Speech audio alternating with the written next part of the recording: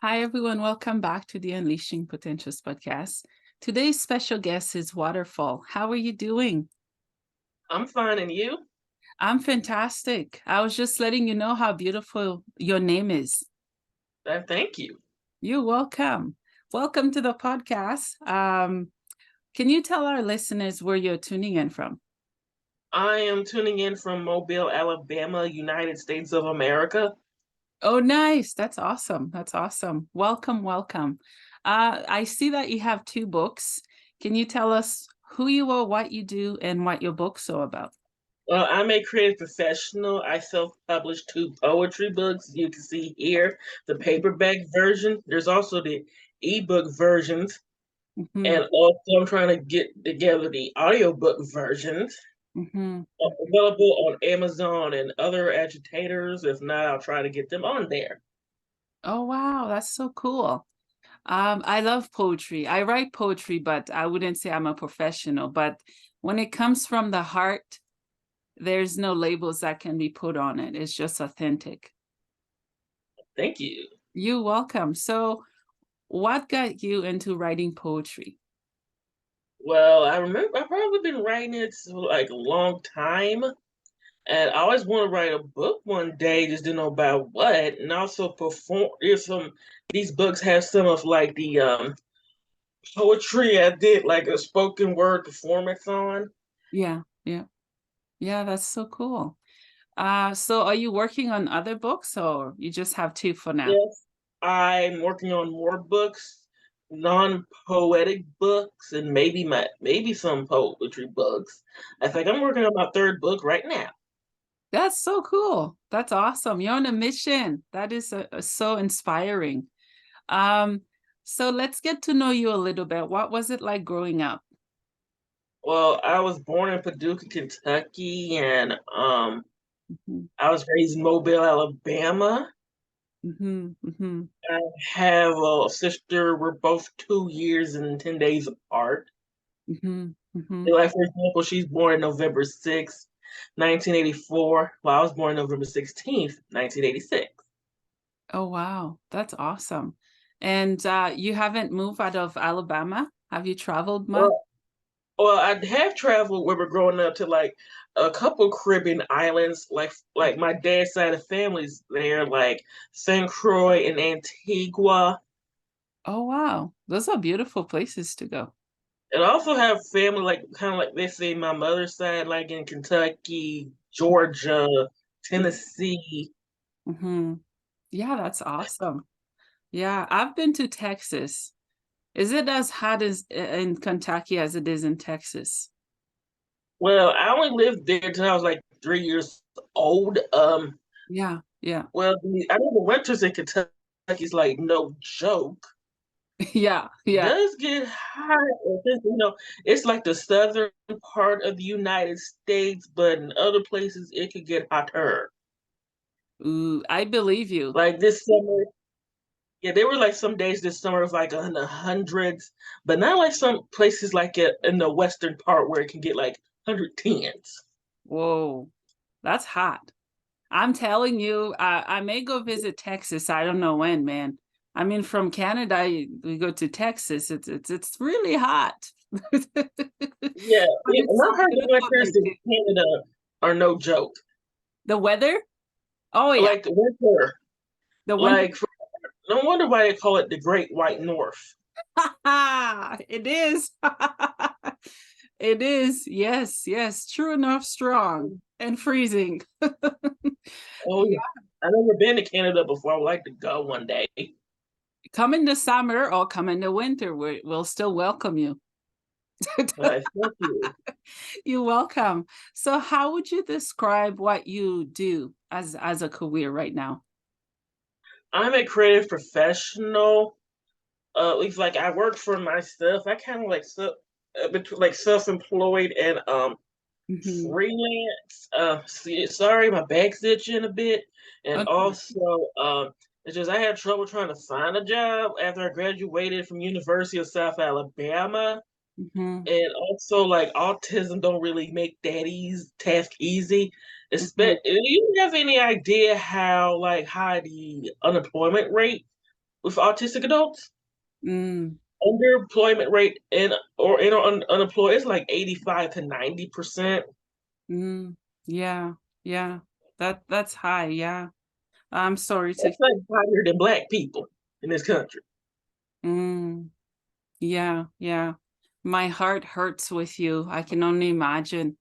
If you don't mind, would you be open to talk more about autism and how do you process things that you do?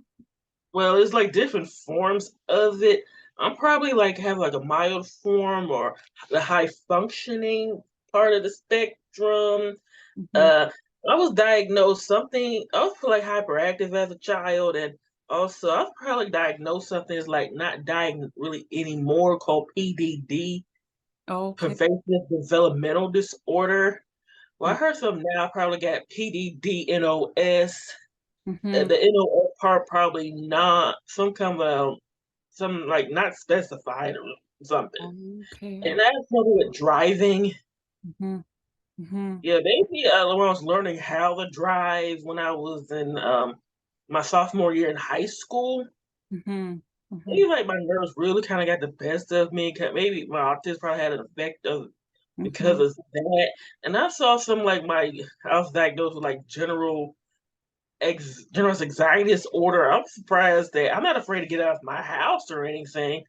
But I never knew I had. But think about my life, maybe I did have it. Yeah, thank you so much for sharing. I love your authenticity to share and open up. It's hard, it's not easy. I'm not autistic. I don't know if I am, but I know I do struggle with mental health issues. And all we can do is our best and make an impact. And I can see and feel your impact through your story and your books. If you don't mind, can you share something in your book or books with us? Well, not some of Okay. poetry. Well, this, even though the particular poem I'm going to recite is in both of these books, Okay. this one is more of a revised version, Okay. and I'm trying to adapt it into stage and or screen. It's Okay. about the history of African American dance. Hmm. All right, we try to find it. It's called "We Have to Dance." Mm. Yeah, it's like start from Africa to the time we live in right now, the present day. Yeah. Yeah. That's And I might break down some lines if we have enough time. yes, please. We do. Here we go. As a people, we have to dance. Way back in the motherland, we always had to dance. Through times of joy, sadness, to heal, and rites of passage, we have always had to dance. Through times of enslavement, we still have to dance. Even when they try to take it away, we dance through the shade. Mm-hmm. From the juke joints to the migration, we have to dance. Even when it was time to pay the rent, we had to dance. Mm-hmm. Through depression and worldwide war, we have to dance. And the dance studios and sock hops, we have to dance. On television and through civil unrest, we have to dance. Live and in color, we can get smooth and we can get rough. Live and in color and integrated. Through the Soul Train days and the disco nights, we have to dance. Mm-hmm. With BET, MTV, VH1, we have to dance. Through social media, we have to dance. At Broadway, church, the club, community centers, competition, Hollywood, television, social gatherings, Mm-hmm. universities all over the world, we have to dance. Mm-hmm. We even put our own spin on it. Because of this, I shake what my ancestors gave me and get my Jackson on. So to the future and beyond, we have to dance. Thank you. Wow. Thank you so much for sharing that. There's so much power and resilience and strength in your writing and in your word. And you take your readers on a journey that is heartfelt and profound. I thank you for sharing that. That is so You're beautiful. welcome. Yeah. And I love that you use dancing in so many different aspects because when we think of the word dancing, it's not just physically moving and dancing. It's a rhythm to continue to uh, move on in life when things are good and bad. So when you were writing that poem, what was in your mind and heart at the time? Well, it's kind of like inspired by an article I did on Hub Pages about the history of African American dance in a book that I checked it out for the second time, but I brought it back. It's called African American Dance and Illustrated History by Barbara S. Glass. Mm-hmm. Yeah, also working on the script. Like a lot of research I have to do. I'm also on the internet looking at different articles about the history of African American dance. And also maybe look at some books. Yeah. Like for example, I'm gonna break down the lines of the poetry. For example, like the motherland, what you know as Africa, Yes. where like certain people, like different like peoples of that continent and different regions have their own style of dance, different types of like dance in the continent of Africa, like dance that are done like let's say like rites of passage where the community recognizes you like as an adult, Mm-hmm. and like time of sadness like at funerals. Like you probably even might have seen on social media like some of these African funerals where they're like dancing, holding up the casket. Yeah. Yeah. Yeah. And Yeah. like kind of like enslavement, like for example, like slavery in in the United States of America, in fact, other places, Mhm. because that's not what because the United States of America wasn't the only place where the Africans were dropped off at. It's No. like certain things like their dance they couldn't do, they couldn't use drums, Mm-hmm. so they used like tables, drawers, Mm-hmm. cabinets. They clap their hands. Yeah. Yeah. Yeah. Because in Africa, where drums come from, it's like you could like do like messages, Mm-hmm. Mm-hmm. Yeah. Yeah. and also we try to take dance through the shade. Like there was like a certain dance called the cakewalk, Mm-hmm. where they were like the black people like it's like make fun of the Eurocentric aesthetic of how they danced. Mm-hmm. Mm-hmm. Yeah. So white people looked at the African dance as like primitive, Mm-hmm. Yeah. and and like the juke joints in the migration. Like a juke joint, if you ever seen a color purple, like Harpo, the character Harpo, he had his business somewhere like out in the woods. That's a juke joint. Mm-hmm. Mm-hmm. And also the migration, as in the Great Migration, where a large Mm-hmm. amount of African Americans moved from the South to as north as New York, as northwest as let's say Chicago, and as north and as west as California. Mm-hmm. And also around the time like we have the Harlem Renaissance, like rent parties and speakeasies, the Cotton Club. Mm. Yeah. Yeah. Yeah. I love that. Yeah, I love that you don't apologize for expressing yourself how you want to. And I love that it's raw because we need more of that. Instead of, some people write pretty, they try not to offend people, but you're speaking from a place that, if not all of us can sit and resonate with the pain and the triumph of what you are expressing through your writing.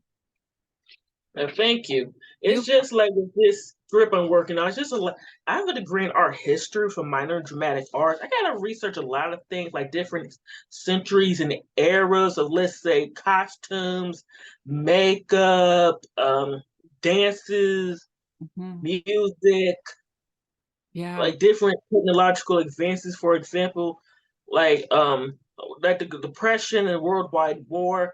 Like there's like Lindy Hop, swing era, jitterbug. Like if you want, there's like a movie of Outkast called Idlewild. Those dances around that time. and also the 50s and 60s we're about to get to now, we started to see television. Mm, Like how it's early television starts out black and white, and later on start going to color. yeah, yeah. And there was a show called like the Alan Freed show where Frankie Lyman and the teenagers, like Frankie, he danced, the lead singer, he danced with a white girl, and that show got canceled. And also like different genres of music, like rock and roll, Mm-hmm, Motown, mm-hmm, like light and color, and also we can get smooth, we get rough. Like certain acts, their dance moves were more like smooth, and others were like rougher. Let's say Tina Turner and James Brown. People consider her at the time like unladylike because of her voice and how short her skirts were, mm-hmm, mm-hmm, how she danced. mm-hmm. Oh, I And love Tina Turner. me She too. passed. She passed Yeah, recently, eh?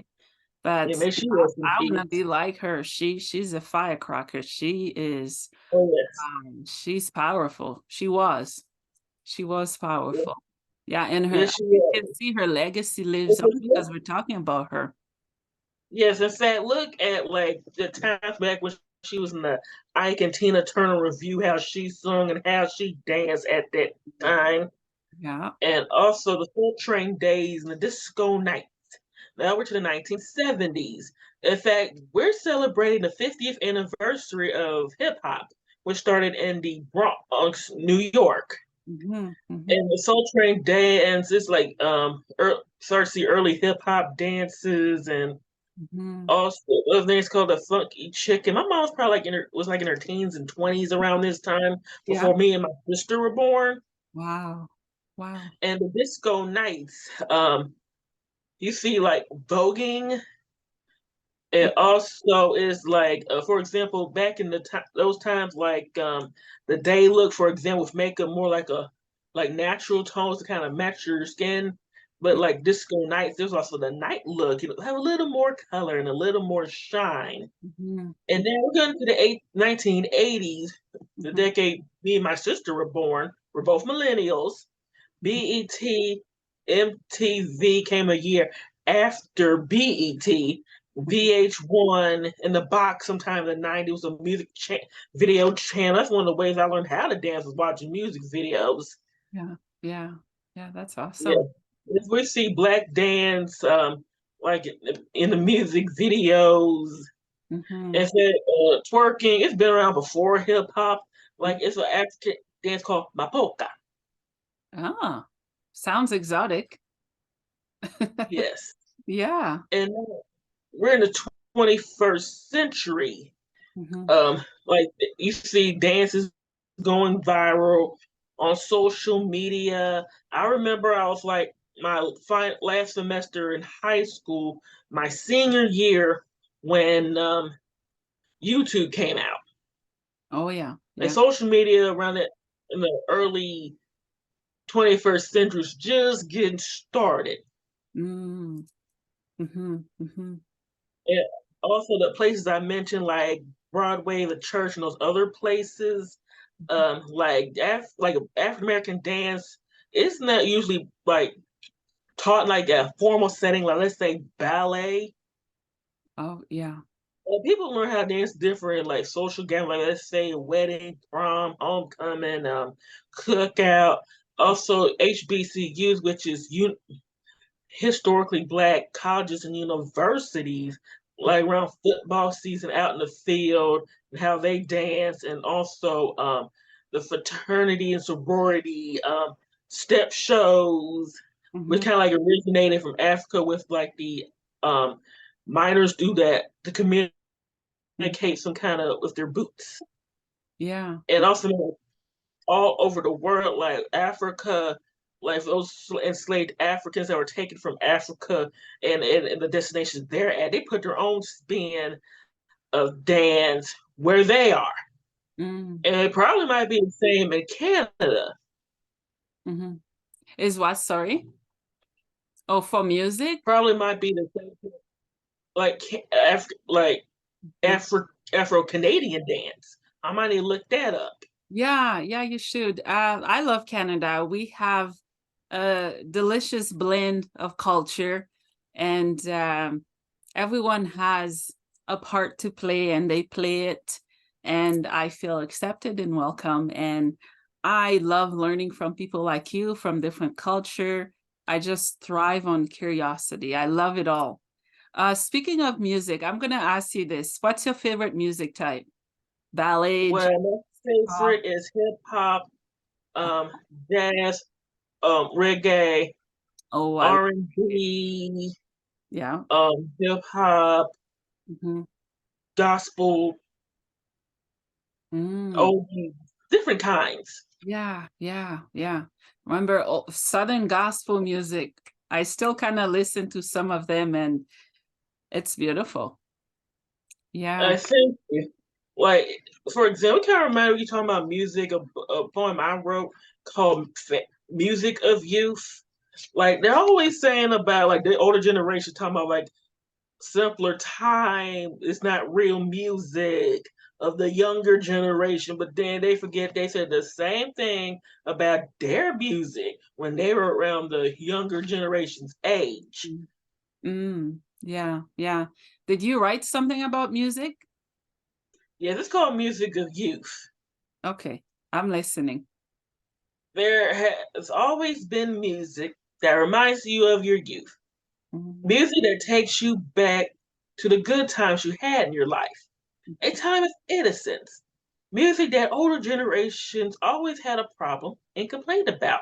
Mhm. Even the government had a problem with it, always talking about it's not real music, not what it used to be.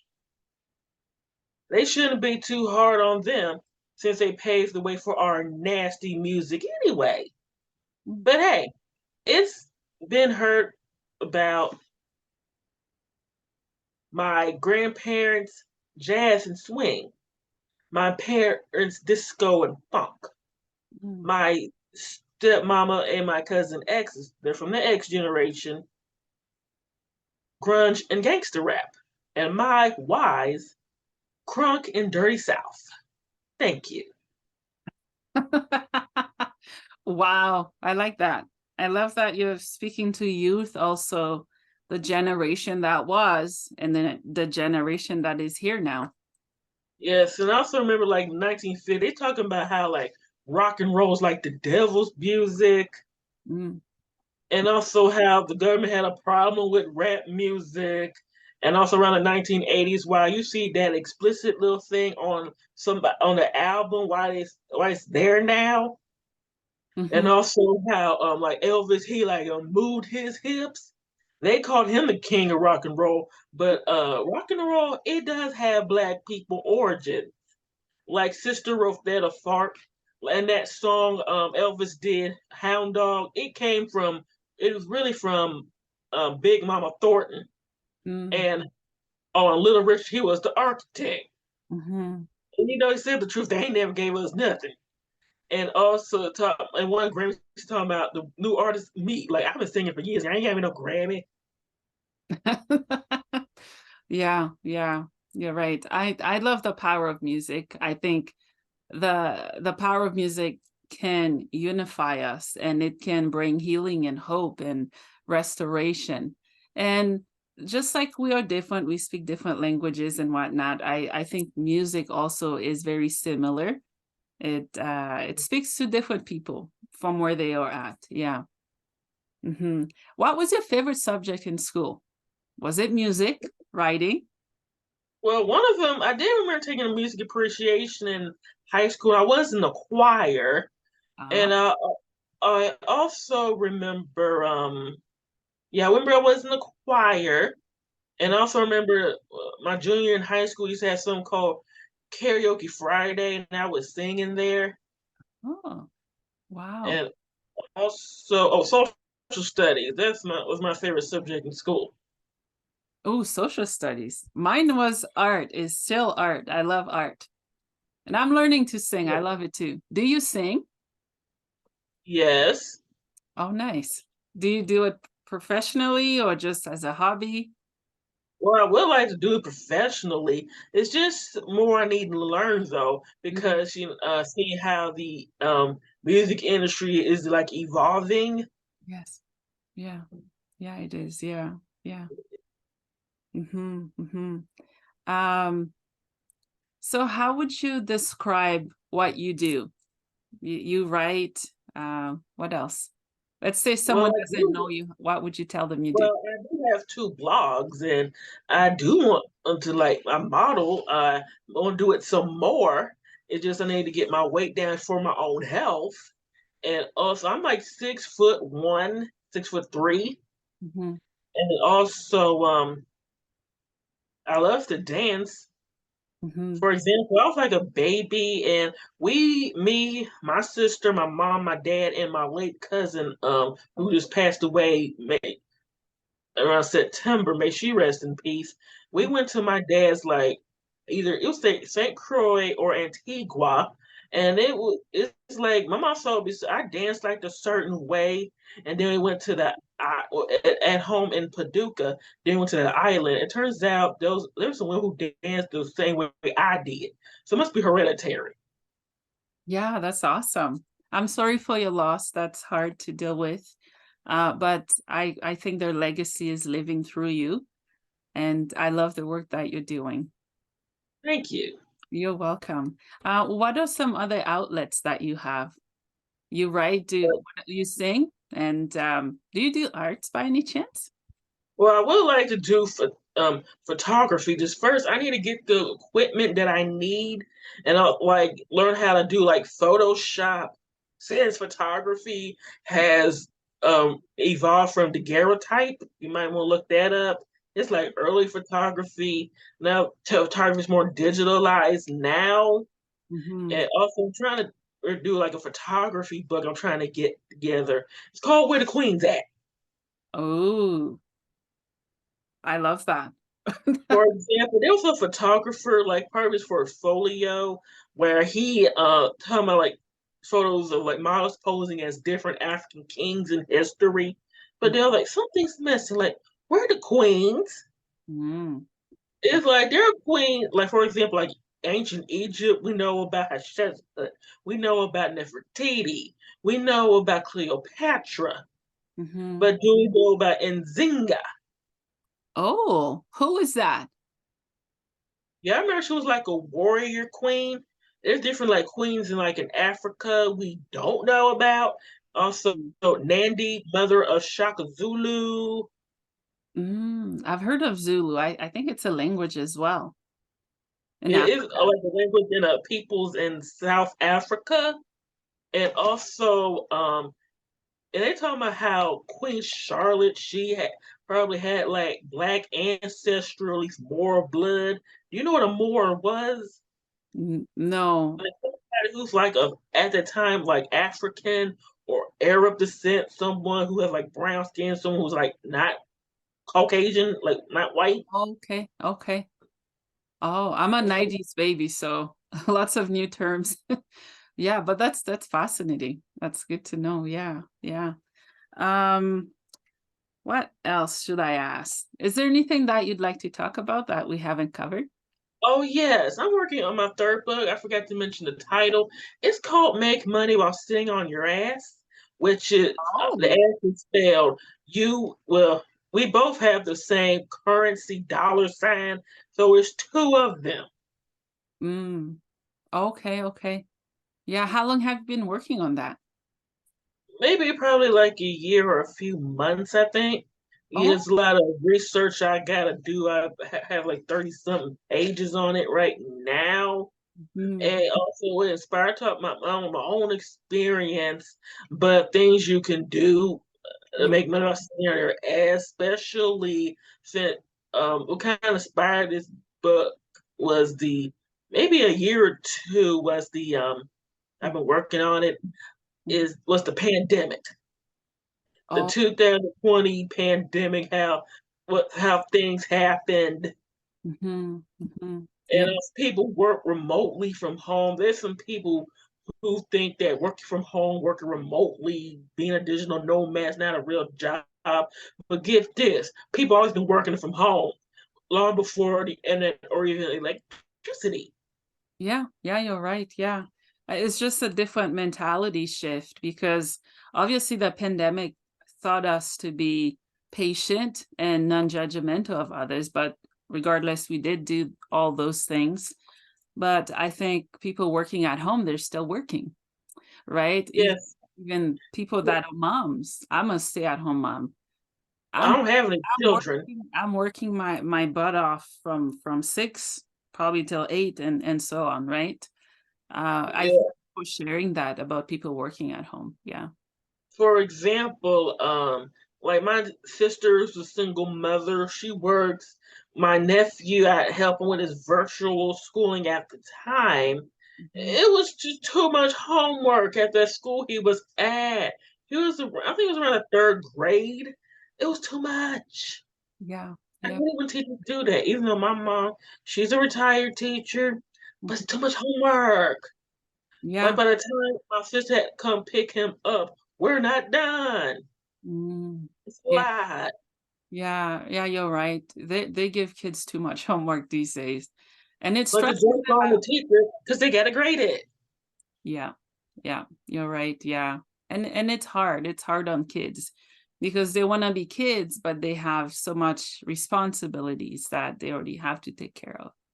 Yeah. Yeah, yeah. And also earlier you're talking about your height and your weight. I want to say I see you as a beautiful being in soul.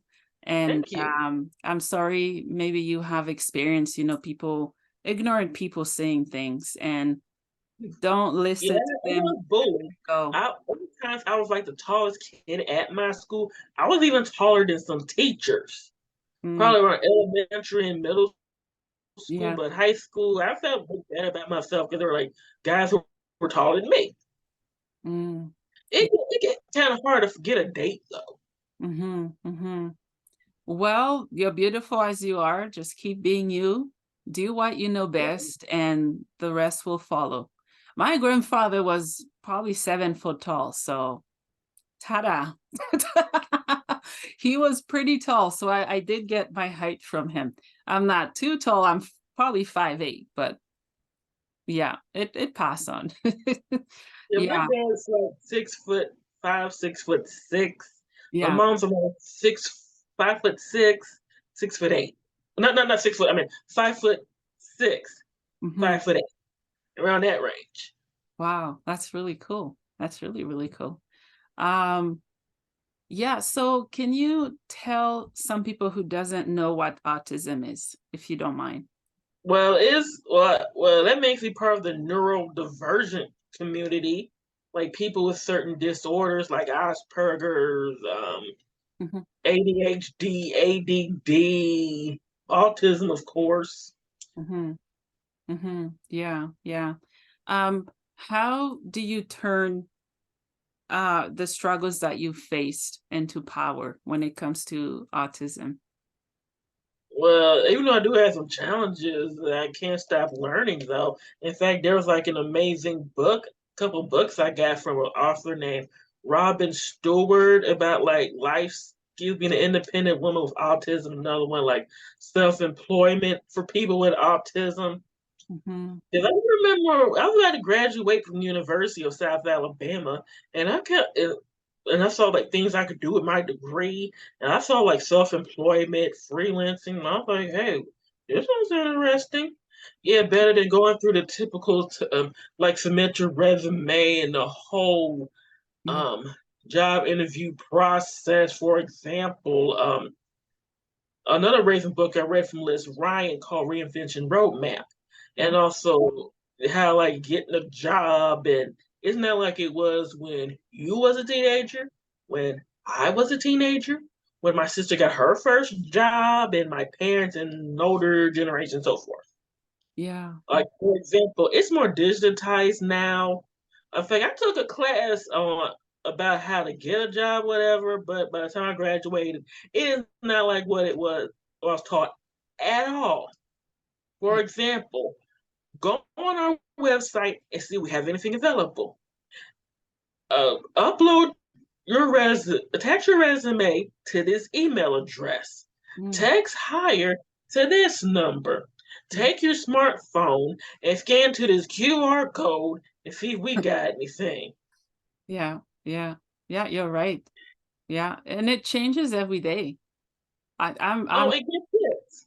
When I was living in Georgia, I applied for a job at a local department store, Mhm. and but then I had to move back to Mobile, Alabama, and get this. The place called me, and it was a year after I applied. A year.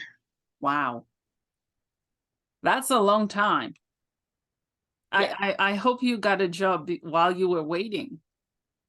That's a Well, very long time to well, at wait. least one kind of job is like freelancing, get paid to take surveys, do micro tasks, Mhm, mhm, doing the best I can legally.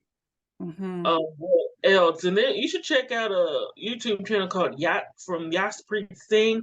It's called Minority Mindset. And he's talking about how one video he's talking about it's much easier to like start your own business and getting a job. Mhm, mhm, Especially since certain jobs are starting to be replaced by AI.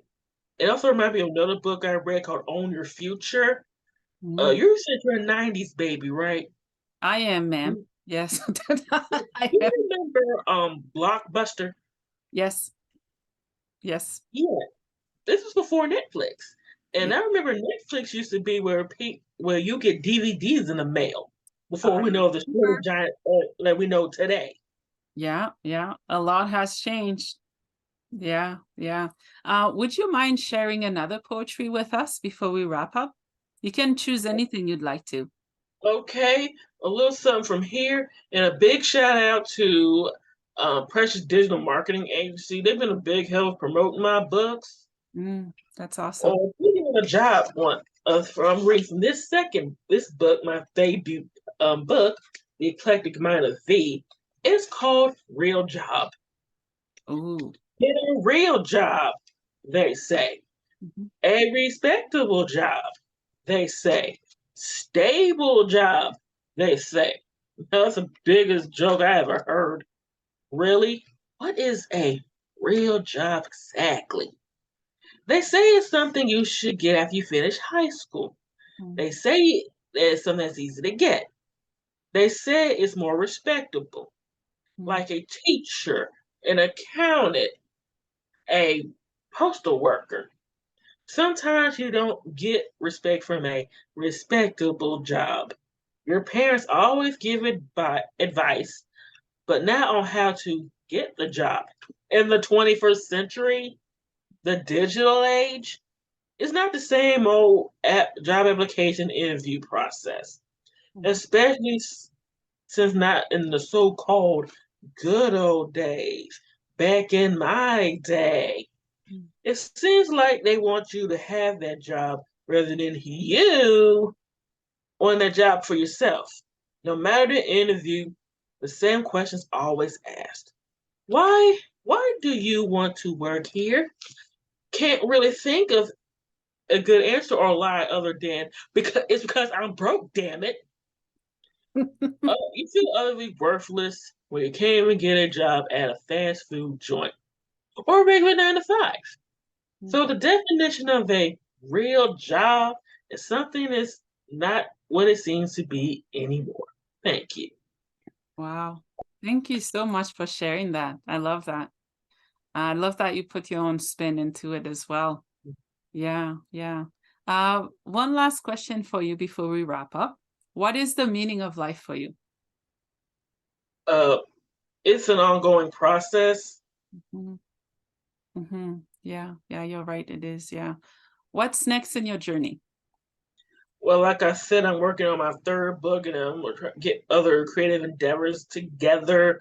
For example, the company that I just discussed, we're working on trying to get like a crowdfunding site for our fund these endeavors. That's exciting. Well, Waterfall Adams, thank you so much for your time. Thank you so much for sharing your poetry with me and my audience. I felt every single word, and I can feel your passion for what you do and the way you write it. It's captivating. Thank you so much. You're welcome. I'm glad to be here. Yes, thank you. Bye.